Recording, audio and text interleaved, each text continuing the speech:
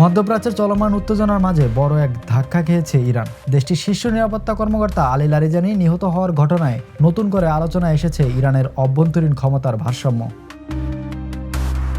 Israel জানিয়েছে সম্প্রতি বিমান হামলায় লারিজানির পাশাপাশি বাশিজ বাহিনীর কমান্ডার গোলাম রেজা সুলেমানিও নিহত হয়েছেন।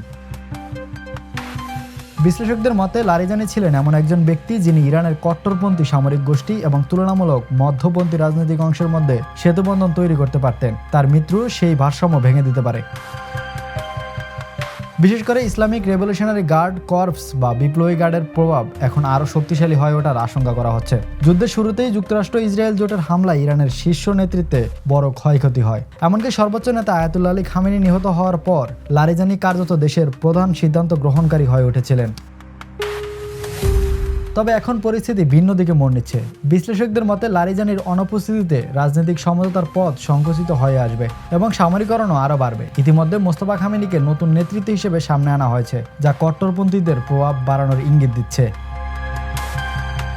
বিশেষজ্ঞদের আশঙ্কা এই পরিস্থিতিতে ইরান আরও কঠোর অবস্থান নিতে পারে, যা শুধু আঞ্চলিক নয় বিশ্ব রাজনীতিতেও নতুন উত্তেজনা তৈরি করতে পারে। Imran Hossain, the news.